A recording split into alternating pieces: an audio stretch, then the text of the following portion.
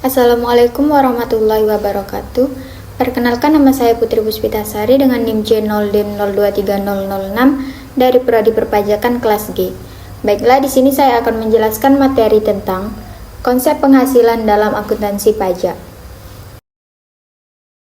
Sebelumnya kita akan mengenal tentang pengertian penghasilan dalam akuntansi pajak.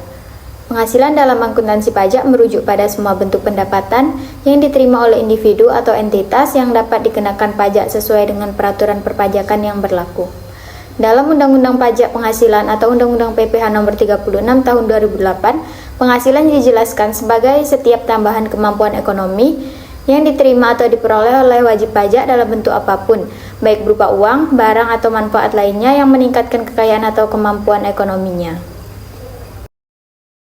Selanjutnya, penghasilan yang dikenakan pajak dapat berasal dari berbagai sumber, seperti penghasilan dari usaha, pekerjaan bebas, penghasilan pasif misalnya dividen, bunga, dan royalti, hingga penghasilan dari penjualan atau pengalihan aset. Setiap jenis penghasilan ini akan dikenakan pajak sesuai dengan ketentuan yang berlaku dalam sistem perpajakan Indonesia.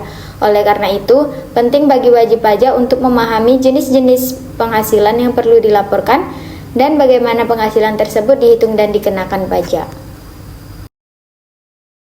Selanjutnya kita akan membahas perbedaan utama antara penghasilan dalam akuntansi pajak dan akuntansi keuangan terletak pada tujuan dan prinsip yang digunakan.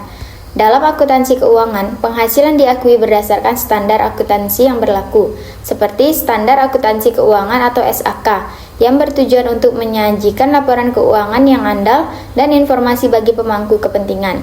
Sementara itu, dalam akuntansi pajak, penghasilan diakui berdasarkan ketentuan perpajakan yang bertujuan untuk menentukan besaran pajak yang harus dibayar oleh wajib pajak kepada negara.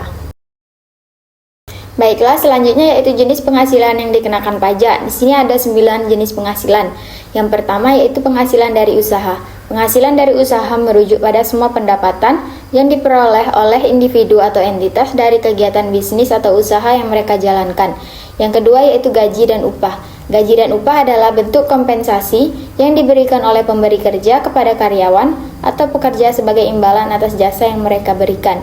Yang ketiga yaitu penghasilan dari investasi. Penghasilan dari investasi merujuk pada pendapatan yang diperoleh individu atau entitas sebagai hasil dari penempatan modal dalam berbagai instrumen keuangan atau aset. Yang keempat yaitu penghasilan sewa. Penghasilan sewa adalah pendapatan yang diperoleh dari penyewaan properti, baik itu berupa tanah, bangunan, apartemen, atau aset lainnya. Yang kelima yaitu royalti. Royalti adalah pembayaran yang diterima oleh pemilik hak atas kekayaan intelektual seperti paten, merek dagang, hak cipta, dan desain sebagai imbalan atas penggunaan atau ekspoliasi hak tersebut oleh pihak lain. Yang keenam yaitu penghasilan dari penjualan aset. Penghasilan dari penjualan aset merujuk pada keuntungan yang diperoleh individu atau entitas ketika menjual aset yang dimiliki, di mana harga jual aset tersebut lebih tinggi daripada harga perolehan atau nilai tercatatnya. Yang ketujuh yaitu penghasilan lainnya. Jenis penghasilan lain yang tidak termasuk dalam kategori di atas seperti hadiah, penghargaan, dan penghasilan dari kegiatan yang tidak teratur. Yang kedelapan yaitu penghasilan dari luar negeri. Penghasilan dari luar negeri merujuk pada pendapatan yang diperoleh oleh individu atau entitas yang berasal dari sumber di luar negara tempat mereka tinggal atau beroperasi. Dan yang terakhir yaitu penghasilan kena pajak final. Jenis penghasilan tertentu yang dikenakan pajak dengan tarif tetap dan tidak dapat dikreditkan, seperti penghasilan dari sewa atau bunga tertentu. Selanjutnya yaitu penghasilan yang dikecualikan dari pajak. Tidak semua penghasilan dikenakan pajak. Beberapa jenis penghasilan dikecualikan dari objek pajak berdasarkan kebijakan pemerintah untuk mendorong kesejahteraan sosial dan ekonomi. Contoh penghasilan yang tidak dikenakan pajak antara lain warisan, hibah, sumbangan, keagamaan, bantuan sosial, serta kompensasi tertentu yang diterima dari pemerintah. Ketentuan ini bertujuan untuk menghindari pengenaan pajak ganda dan memberikan perlindungan bagi penerima penghasilan yang bersifat sosial. Baiklah, kesimpulan dari materi yang setelah saya jelaskan tadi yaitu memahami konsep penghasilan dalam akuntansi pajak adalah persyaratan untuk kepatuhan pajak yang sukses dan perencanaan keuangan yang efektif. Dengan memperoleh pemahaman yang komprehensif tentang definisi, jenis, metode pengakuan, dan pengecualian yang berlaku, Wajib pajak dapat memastikan bahwa mereka memenuhi kewajiban perpajakan mereka secara akurat dan efisien. Dengan senantiasa memperbarui diri dengan perubahan peraturan perpajakan dan mencari nasihat profesional saat diperlukan, wajib pajak dapat menavigasi kompleksitas sistem perpajakan dan mencapai tujuan keuangan mereka.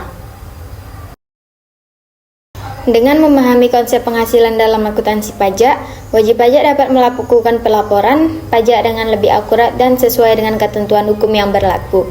Pemahaman ini juga membantu dalam menghindari kesalahan dalam penghitungan pajak serta mengurangi risiko sanksi atau denda akibat ketidaksesuaian dalam pelaporan. Oleh karena itu, penting bagi setiap wajib pajak, baik individu maupun badan usaha, untuk memahami konsep penghasilan dalam akuntansi pajak guna memenuhi kewajiban perpajakannya dengan benar dan optimal. Baiklah, sekian penjelasan materi ini dari saya. Jika ada salah dan kurangnya saya mohon maaf. Saya akhiri. Wassalamualaikum warahmatullahi wabarakatuh.